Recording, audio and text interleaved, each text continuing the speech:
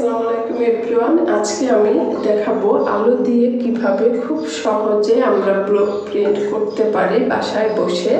খুব সহজ নিয়মে দেখানোর চেষ্টা করছি। চলুন ভিডিওটা শুরু করি। এখানে আমি আলুটা প্রথমেই খোসা ছাড়িয়ে নিয়েছি, এরপরে জিগজ্যাগ একটা নাইফ নিয়েছি। আমি এই নাইফের সাহায্যে যে ডিজাইনটা করছি, এটা সেম ডিজাইনটা আপনারা কাঁটা চামচের সাহায্যে করতে পারবেন, একই হবে।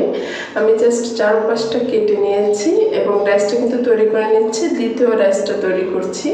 এটা হচ্ছে জাস্ট আলুটা কেটে আমি মাঝখান থেকে একটু করে আলু বাদ দিয়ে দেব, একটু অংশ রেখে একটু অংশ করে বাদ দিয়ে জাস্ট একটা ফুল শেপ করে নেব। এরপরে হচ্ছে এটা কিন্তু আমি নাইফের সাহায্যে পাশেরটা কেটে নিলেই হচ্ছে পাশের একটা ঢেউ ঢেউ একটা ডিজাইন আসবে ফুল শেপের। তো আপনারা অনেক সময় পেন্সিল দিয়ে কিন্তু আলুটার উপরে এঁকে আপনারা নাইফের সাহায্যে কেটে নিলেও আপনাদের ডিজাইনগুলো সুন্দর হবে। তো আমি জিগজ্যাগ নাইফটা দিয়ে পাশের অংশগুলো একটু কেটে নিচ্ছি, যাতে একটু ঢেউ শেপ হয় ফুলের, যাতে ভালো লাগে দেখতে। তো এবার কাজটা শুরু করছি। দেখেন আমি এখানে জাস্ট ডাইসের রংটা লাগিয়ে নিচ্ছি। এরপরে এটা আমি কাপড় প্রেস করব, একটু জোরে প্রেস করতে হবে। এটা কিন্তু একটা ফুল শেপ ডিজাইন হয়ে গেছে। তো আমরা যারা ব্লকের কাজ প্রথম শুরু করব, দেখা যায় ডাইসের দাম অনেক বেশি পড়ে যায়। প্রথম আমরা যখন নাকি বাসায় এটা চেষ্টা করব, তখন এরকম আলু দিয়ে বা বিভিন্ন ভেজিটেবল দিয়ে আমরা ডাইস বানিয়ে হচ্ছে বিভিন্ন ফুল শেপ দিয়ে কিন্তু ডিজাইনগুলো করতে পারি। এতে দুইটা কাজ হবে। একটা কাজ হবে, এটা হচ্ছে ঢেউ শেপ যে ডিজাইনটা করেছে জিগজ্যাগ, সেটা দিয়ে আমি ছাপ দিয়ে দেখাচ্ছি। এটা দুইটা কাজ হবে। যখন আপনারা ব্লক করবেন, আপনারা যখন ডাইসটা নিজেদের মতো করে আপনারা মেক করবেন, আপনাদের ডিজাইনটা কিন্তু আনকমন হবে, আপনাদের একটা ভালো ব্র্যান্ডিং হবে। অন্য ডিজাইনের সাথে আপনাদের ডিজাইনগুলো মিলবে না।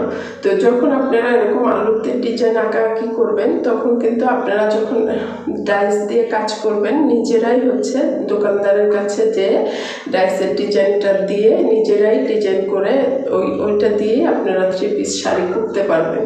তাহলে আপনাদের আইডিয়াটা কিন্তু আরও বেশি হবে। তো এর জন্যই বেশি করে আপনারা আলু দিয়ে বিভিন্ন শেপের ডাইস বানিয়ে কাজ করার ট্রাই করবেন। এতে আপনাদের হচ্ছে অনেক বেশি এক্সপিরিয়েন্স হবে, যে আপনারা করতেই বুঝবেন যে এটা কতটা এক্সপিরিয়েন্স হয়।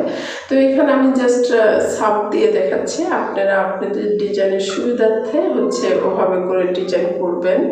তো এখানে হচ্ছে জাস্ট দুইটা ডিজাইন আমি দেখাচ্ছি।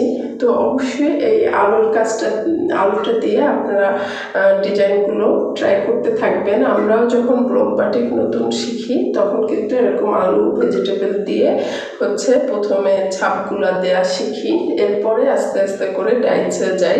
তাতে আমাদের হাতটাও ঠিক হয়ে যাবে।